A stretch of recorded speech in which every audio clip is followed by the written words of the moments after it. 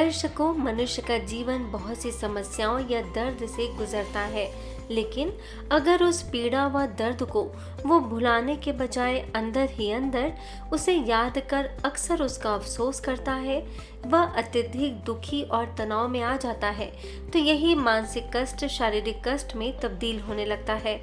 और उन्हीं बीमारियों में से एक है साइकोसोमेटिक डिसऑर्डर, जिसके बारे में आज हम बात करेंगे।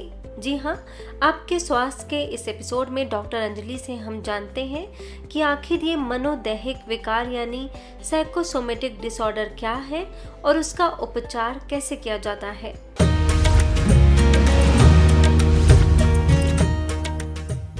ओम शांति। आज हम आपको साइकोसोमेटिक डिसऑर्डर्स के बारे में कुछ जानकारी देना चाहते हैं। साइकोसोमेटिक, साइको मीन्स मनोविज्ञान यानी मन स्थिति, और सोमेटिक मीन्स शरीर, यानी कि मन स्थिति का प्रभाव शरीर पर कैसे पड़ता है, उसको साइकोसोमेटिक कहते हैं। यानी कि आपके मन में तनाव होता है, दबाव होता है, आप मन में बहुत सारी कुंठाएं रखते हैं, बहुत सारी परेशानियां, सारे बोझ आप अपने मन के अंदर रखते हैं, लेकिन उसका सलूशन ना मिल पाने की वजह से बहुत लंबे समय तक मन की स्थिति डावाडोल होने की वजह से उसका प्रभाव शरीर पर पड़ता है। जब शरीर पर पड़ता है तो शरीर में बहुत सारे इस तरीके के दर्द महसूस होने लगते हैं, जैसे कि हमारे पैरों में दर्द है, पीठ में दर्द है, सीने में दर्द है, सिर में दर्द है, बदन में दर्द है, और ऐसा बदन ऐसा लगता है जैसे टूटा जा रहा है। और उस टूटे हुए बदन में आपका मन तो कहीं लगेगा ही नहीं। मन की स्थिति कैसी हो जाएगी, जो आपकी रुचियां हैं, जो आपके रुझान हैं, आपकी पिछली रुचियां और रुझान से आपका दिल ही पूरा टूट जाएगा। इसको कहते हैं साइकोसोमेटिक, यानी कि कारण मनोवैज्ञानिक होते हैं और लक्षण शरीर के दिखाई देते हैं। इसमें खास तौर जो बात होती है वो होती है शरीर की जितनी भी आपके इन्वेस्टिगेशंस हो रहे होते हैं वो सारे नॉर्मल आते हैं। आप सीटी स्कैन कराते हैं, नॉर्मल, एमआरआई कराते हैं, नॉर्मल, अल्ट्रासाउंड कराते हैं, नॉर्मल, ब्लड टेस्ट कराते हैं, नॉर्मल, सब कुछ नॉर्मल।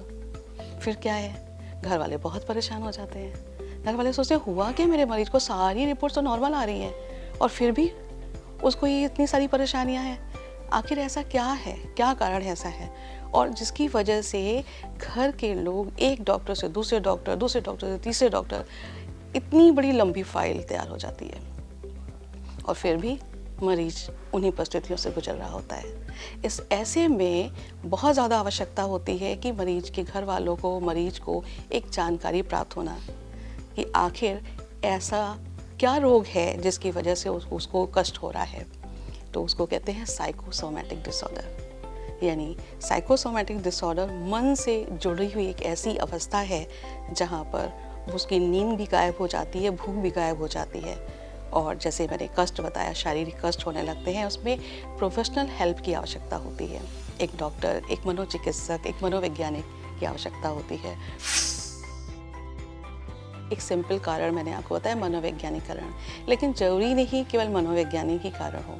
मनोवैज्ञानिक कारण मीन्स परिवार से संबंधित हो सकता है, जॉब से संबंधित हो सकता है, रिश्तों से संबंधित हो सकता है, पढ़ाई से संबंधित हो सकता है, आपके अपने रोज़मर्रा के जो कार्य हैं वो नहीं कर पा रहे होते हैं उसकी वजह से भी हो सकता है, समाज में आपकी प्रतिष्ठा, आपका सम्मान नहीं प्राप्त हो रहा है उसकी वजह से भी हो सकता है, मौलिक कारण भी हो सकते हैं। ऐसे बहुत सारे कारण हैं जिसकी वजह से आप, उन कारणों में से एक कारण खास है जो आपका तनाव।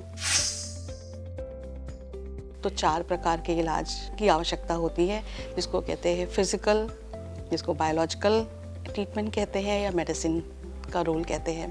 दूसरा है साइकोलॉजिकल, यानी कि मनोपचार, जिसमें मनोपचार में काउंसलिंग दी जाती है, बातचीत की जाती है, उसको सुना जाता है जो बहुत समय से उसको सुना नहीं जा रहा होता है और उसके अंदर बहुत सारी बातें होती हैं जो निकाल नहीं पा रहा होता है। ऐसी स्थिति में उसका मनोपचार बातचीत करके किया जाता है। फिर तीसरा उपचार होता है जिसको कहते हैं फैमिली थेरेपी, यानी परिवार का इलाज, क्योंकि कहते हैं कि आप बदलोगे लेकिन परिवार की जो वातावरण है उसमें कोई बदलाव नहीं है। रिश्तों में जो दूरियां बनी हुई हैं, रिश्तों में जो कड़वाहट बनी हुई है, रिश्तों पे जो एक दूसरे के प्रति सम्मान का भाव नहीं है, स्वीकारता नहीं है, अगर ये कुछ भी नहीं है और आप कहें कि आप ठीक हो लो, आप ठीक हो लो, तो उससे भी नहीं होता है, वन वे भी कुछ नहीं हो सकता है। तो टू वेज के लिए साइको एजुकेशन देने की आवश्यकता होती है, परिवार को जोड़ने की आवश्यकता होती है, जिसको हम कहते हैं फैमिली थेरेपी। फिर चौथा इलाज होता है जिसको कहते हैं रिहैबिलिटेशन, पुनर्वास। पुनर्वास में ही समाज का हिस्सा आ जाता है, जिसको कहते हैं सोशल स्किल्स ट्रेनिंग, यानी कि जो जिस स्थिति में वो थी उस स्थिति में वापस लाने के लिए, उसकी रुचियाँ उभारने के लिए उसको मोटिवेट किया जाता है और सामाजिक वैल्यूज़ के लिए उसका रुझान पैदा किया जाता है। तो सबसे जो लास्ट है ट्रीटमेंट का, वो है आपका माइंडफुलनेस मेडिटेशन। इस मेडिटेशन में वैरायटी ऑफ मेडिटेशंस रख सकते हैं, ब्रीदिंग एक्सरसाइज कर सकते हैं, विजुअलाइजेशन कर सकते हैं, पॉजिटिव इमेजरी कर सकते हैं, माइंडफुलनेस टेक्निक यानी कि सिंपल आपको एक बॉडी पर ध्यान देना है, एक एक अंग पे ध्यान देना है, उसको रिलैक्स कहते जाना है। ग्राउंडेड टेक्निक है, डिस्ट्रैक्शंस की बहुत बढ़िया टेक्निक होती है, जिसमें 5 4 3 2 1 का एक प्रोसेस होता है, जिसमें विज़न है, टेक्सचर है और हियरिंग है। ये 3 हमारे सेंसरी सिस्टम्स यूज़ किए जाते हैं। इसका आखिर ये क्यों कराया जाता है? क्योंकि ऐसे मरीज पास्ट में ज़्यादा रहते हैं, ब्रूड करते रहते हैं, सोचते रहते हैं उनके साथ ऐसा हुआ, उनके साथ ऐसा हुआ, ऐसा हुआ, और उससे वो निकल नहीं पाते हैं। तो निकलने के लिए उनको डिस्ट्रैक्शन टेक्निक की आवश्यकता होती है। तो माइंडफुलनेस टेक्निक में यानी कि प्रेजेंट में रहना है, हियर एंड नाउ में रहना है। दूसरा ये सिखाया जाता है जिसको कहते हैं इमोशनल रेगुलेशंस, उनके इमोशंस पर काम करना, कैसे ये डिज़ायरेबल इमोशंस क्या हैं, अनडिज़ायरेबल इमोशंस क्या हैं।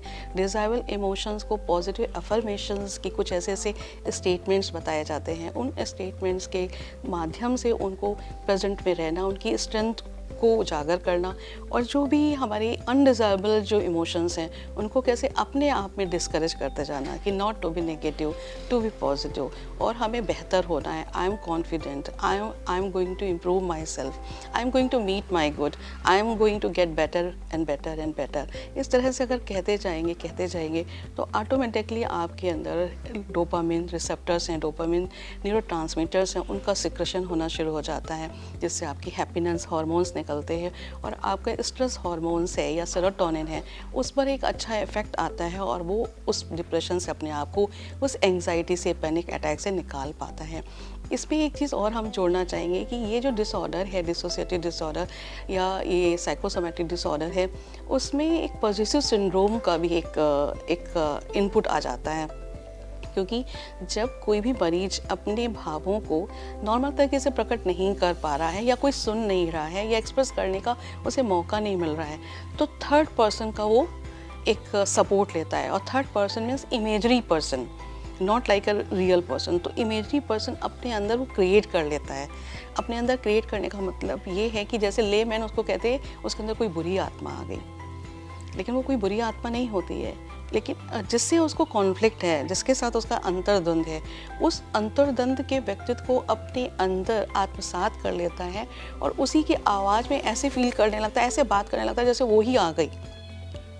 एक मेरे पास मरीज था, उसको किसी सिचुएशन से कॉन्फ्लिक्ट था, किसी परिस्थिति से कॉन्फ्लिक्ट था, उसकी आवाज़ ही बदल गई, और उसकी आवाज़ बदल गई, वो लड़की की आवाज़ में बात करने लग गया और कहने लग गया कि मैं तुझे ख़त्म कर दूँगी, मैं तुम्हें ख़त्म कर दूँगी, और तूने मुझे बहुत परेशान कर रखा है। अब जब इस तरीके से एक जेंट्स है जो 32 साल का है, लड़की की आवाज़ से बात कर रहा है और मैं ख़त्म कर दूँगी तेरे अंदर, मैं तुझे जीने नहीं दूँगी, तो घर वाले तो ये सोचेंगे इसके अंदर कोई बुरी आत्मा आ गई। तो बहुत सारे ऐसे साइकोलॉजिकल रीजंस होते हैं, कारण होते हैं, उनके लिए कुछ साइकोडायनेमिक साइकोथेरेपीज़ की जाती है, जिसमें हिप्नोथेरेपी का भी हम इसमें एक टेक्निक है जो हम यूज़ करते हैं। उसके चाइल्डहुड जो ट्रॉमास हैं, उस ट्रॉमास के अंदर जा कर के वहाँ पर उसको एक्सप्लोर करते हैं। एक्सप्लोर करके, एक्सप्लोरेशन करना ही एक इलाज होता है कि उसको जिस कॉन्फ्लिक्ट में वो स्ट्रगल कर रहा है, कॉन्फ्लिक्ट तक अगर आपने पहुँचा दिया, वो अवेयर हो गया, तो वहाँ ही उसका फ़ायदा पहुँचना शुरू हो जाता है। तो एक रीज़न तक ले जाना, रीज़न तक उसका रास्ता दिखा देना अपने आप ही एक ट्रीटमेंट होता है। तो सपोर्टिव साइकोथेरेपी है, कॉग्निटिव बिहेवियर थेरेपी है, डायलेक्टिक बिहेवियर थेरेपी है और साथ ही साथ एक्सेप्टेंस कमिटमेंट थेरेपी है। ये 4 प्रकार की जो थेरेपीज़ है, एक साइकोलॉजिस्ट जो अप्लाई करता है, क्लिनिकल साइकोलॉजिस्ट अप्लाई करता है, उसे काफ़ी हद तक मरीज को फ़ायदा पहुंचता है। अगर मेडिसिन की ज़रूरत होती है तो एंग्जोलिटिक मेडिसिन है या एंटी डिप्रेसेंट मेडिसिन है, वो मेडिसिन भी दी जाती हैं और साथ ही साथ फैमिली थेरेपी का भी इस पर रोल होता है। तो ओवरऑल चारों ट्रीटमेंट के जो तरीके मरीज़ के साथ अपनाए जाते हैं तो मरीज़ को बहुत फ़ायदा होता है। फॉलोअप्स पे बुलाया जाता है, टाइम टू टाइम उनसे बातचीत की जाती है, कहीं किस एरिया में जिस प्रकार से कोई कॉन्फ्लिक्ट है तो उसको उस कॉन्फ्लिक्ट को रिजॉल्व कराया जाता है। कॉन्फ्लिक्ट रेजोल्यूशन थेरेपी है, ट्रॉमा थेरेपी है, बेरीमेंट थेरेपी है। ऐसे थेरेपीज़ के कई सारे एस्पेक्ट्स अप्लाई करते हुए मरीज़ को ठीक करने की कोशिश की जाती है और मरीज़ ठीक भी हो जाते हैं। तो देखा आपने कि किस तरह तनाव हमारे शरीर को प्रभावित कर सकता है और ज़्यादा तनाव होने पर हमें कई तरह की बीमारियां भी हो सकती हैं। इसीलिए बेहतर है कि सकारात्मक विचार और मेडिटेशन के जरिए खुद को तनाव से दूर रखें और बहुत सारी बीमारियों से मुक्ति पाएं। आपके स्वास्थ्य के इस एपिसोड में इतना ही। अगर आपके मन में इस एपिसोड से जुड़े कोई सवाल है तो हमें कमेंट बॉक्स में ज़रूर बताएं। अगले शनिवार नए वीडियो के साथ आपसे फिर होगी मुलाकात। नमस्कार। ओम शांति।